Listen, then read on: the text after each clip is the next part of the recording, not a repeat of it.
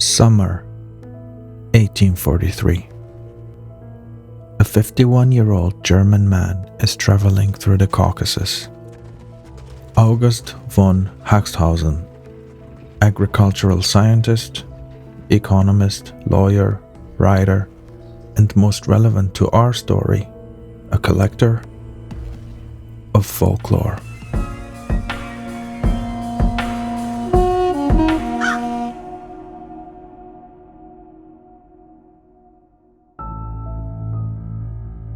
Traveling with August is a man he had met earlier in Tbilisi. Patton Noy, who had emigrated from Germany, wandering through the region and studying a dozen languages, including Armenian. At one point, Pater was appointed interpreter for the Prince of Iran, traveling with him for 8 years while gathering an inexhaustible treasury of legends and songs from all the countries he had visited. August and Pater became good friends, eating, drinking, and lodging together on their travels. As the two drove along, every ruin or cavern August would see, he would eagerly ask Pater for legends and tales, and he'd write it down. It was just past Mount Ararat, 2 miles outside of Yerevan, where Pater revealed to August this local Armenian folklore.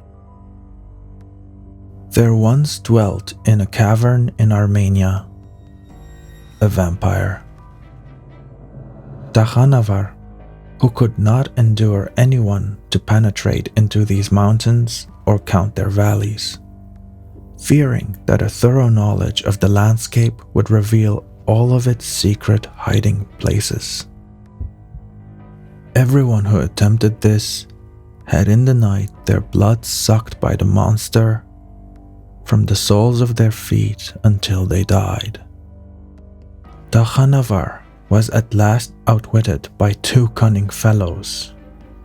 They began to count the valleys, and when the night came on, they lay down to sleep. They placed themselves with the feet of the one under the head of the other.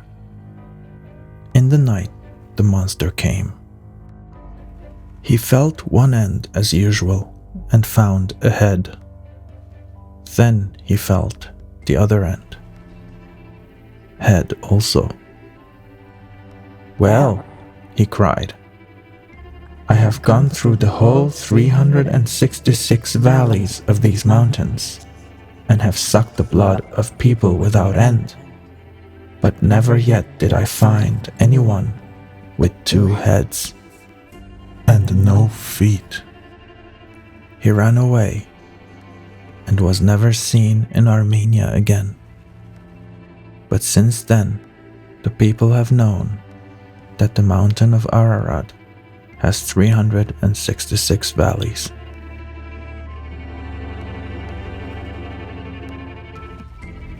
During his time in Armenia, August would go on to collect and write about many more tales and Armenian folklore, some more disturbing than others.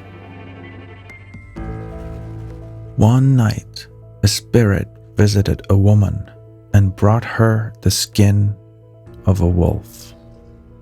The spirit commanded her to put it on, and as soon as she did, horrible wolfish passions rose up within her. At first, human nature strove against them, but soon, animal nature gained the upper hand. First, she devoured her own children, then those of her relatives, and at last, the children of strangers. It was only during the night that the wolfish passions dominated. When morning came, she regained her womanly nature, took off the wolf skin, and hid it carefully. One night, a man saw a wolf seize a child and run away. He pursued, but the wolf was faster. He spent the night searching, and at last, toward morning, he discovered the hands and feet of a child and traces of blood. Close by, he found a cave, and in it, the skin of a wolf. He quickly started a fire and threw the skin into it. Suddenly, a woman appeared, moaning and howling horribly.